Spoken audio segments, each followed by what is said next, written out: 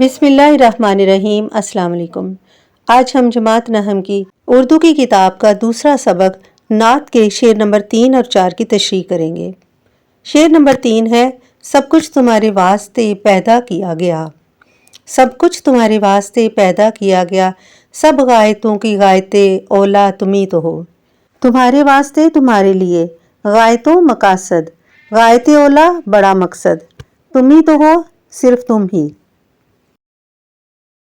اس شعر کا مفہوم ہے، اے نبی صلی اللہ علیہ وآلہ وسلم، تمام کائنات آپ صلی اللہ علیہ وآلہ وسلم کے لیے ہی پیدا کی گئی ہے۔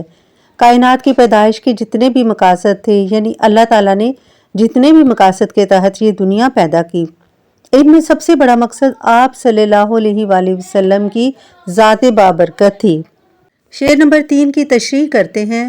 اس شعر میں شاعر نبی کریم صلی اللہ علیہ وآلہ وسلم کی عظمت بیان کرتے ہوئے کہتے ہیں کہ جب اللہ تعالیٰ نے اس دنیا کو بنانے کا ارادہ کیا تو سب سے پہلے نبی کریم صلی اللہ علیہ وآلہ وسلم کا نور تخلیق کیا، لیکن دنیا میں آپ صلی اللہ علیہ وآلہ وسلم کا نور سب سے آخر میں ظاہر ہوا۔ اس دنیا کو بنانے کا مقصد صرف اور صرف نبی کریم صلی اللہ علیہ وآلہ وسلم کی ذات مبارک تھی۔ اس کائنات میں موجود تمام اشیاء، زمین، سورج، چاند، ستارے، پہاڑ، دریا اور تمام نعمتیں جو صرف اور صرف نبی کریم صلی اللہ علیہ وآلہ وسلم کی ذات کے لیے پیدا کی گئیں۔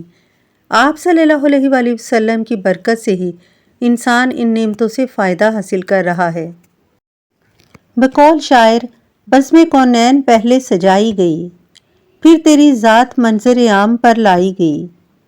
سید الاولین سید الآخرین، تجھ سا کوئی نہیں، تجھ سا کوئی نہیں۔ شعر نمبر 4 ہے، جلتے ہیں جبرائیل کے پر جس مقام پر، اس کی حقیقتوں کے شناسا تمہیں تو ہو۔ مشکل الفاظ کے معنی دیکھتے ہیں۔ جبرائیل اللہ تعالیٰ کا مقرب فرشتہ، واقف کار جاننے والا، مقام جگہ، تم ہی صرف تم۔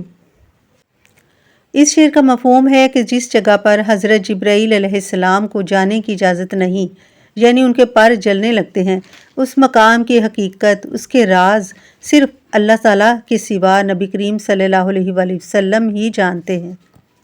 شعر نمبر 4 کی تشریح دیکھتے ہیں۔ شاعر اس شعر میں واقعہ معراج کا ذکر کرتے ہوئے کہتے ہیں کہ آسمانوں کی سیر کے دوران ایک مقام وہ بھی آیا جب حضرت جبرائیل علیہ السلام کو آگے بڑھنے کی اجازت نہ ملی، یعنی ان کے پر جلنے لگے۔ اس مقام کو سدرۃ المنتہا کہا جاتا ہے۔ اس مقام کے آگے عالم بالا ہے، جہاں تک کسی کی بھی رسائی ممکن نہیں۔ شاعر اس مقام کا ذکر کرتے ہوئے کہتے ہیں کہ اس مقام سے آگے کیا تھا، اس راز کو حضرت جبرائیل علیہ السلام نہیں جان سکے۔ یہ راز صرف اللہ اور اللہ کا نبی صلی اللہ علیہ وآلہ وسلم ہی جانتے ہیں۔ شاعر کہتے ہیں کہ اے نبی، اللہ نے آپ پر اپنا خاص لطف و کرم کیا، آپ کو اپنے دیدار کی نعمت سے نوازا۔ یہ بڑے اعزاز کی بات ہے کہ آپ صلی اللہ علیہ وآلہ وسلم کی رسائی عالم بالا یعنی عرش مبارک تک ہوئی۔ بقول شاعر، خدا کے قرب میں جانا حضور جانتے ہیں، خدا کے قرب میں جانا حضور جانتے ہیں، وصال رب کا ٹھکانہ حضور جانتے ہیں۔